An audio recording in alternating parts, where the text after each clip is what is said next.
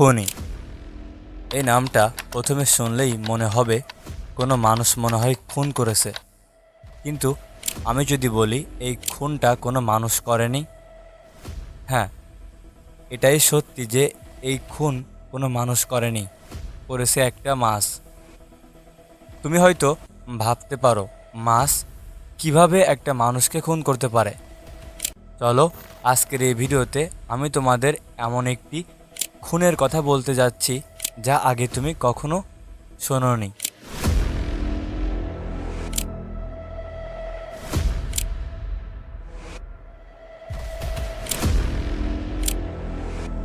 Fox নিউজের প্রতিবেদন অনুযায়ী ফ্লোরিডায় বন্ধুদের নিয়ে সমুদ্র উপকূলে ছিপ দিয়ে মাছ ধরছিলেন ক্যাথলিন পালকিংস নামে এক বৃদ্ধা।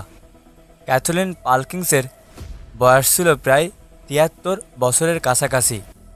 ক্যাথলিন পালকিংসের ছিপে ৪৫ কেজি ওজনের একটি বিশাল আকারের সেলফিশ ধরা পড়ে। মাছটিকে টেনে তোলার সময় হঠাৎ সেটি লাফ মেরে নৌকায় উঠে আসে। নৌকার পাশে দাঁড়িয়েছিলেন ক্যাথলিন পালকিংস। ক্যাথলিন পালকিংসের পেটে মাছটির সূচালো ঠোঁট এফোড় ওফোড় করে দেয়।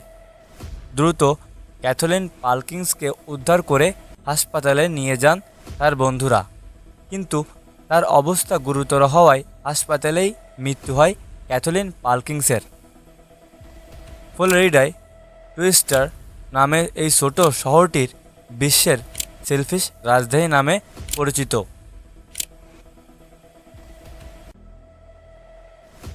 পুলিশ জানিয়েছে এত দ্রুত ঘটনাটি ঘটেছে যে প্রতিহত করার সুযোগ পাননি ক্যাথলিন পালকিংস। শর্টফিশের মতোই দেখতে সেলফিশ, তাদের সূচালো ঠোঁট থাকে যা অত্যন্ত তীক্ষ্ণ এবং ধারালো।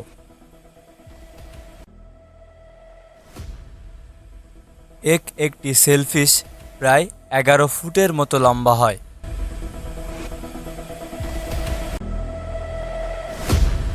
বন্ধুরা, আমরা সবাই কম বেশি মাছ ধরতে পছন্দ করি, তাই সমুদ্রতে গিয়ে মাছ ধরার সময় আমাদের সব সময় সাবধান থাকতে হবে, যাতে করে ক্যাথলিন পালকিংসের মতো মাছের হাতে আমাদের জীবনটা না দিতে হয়।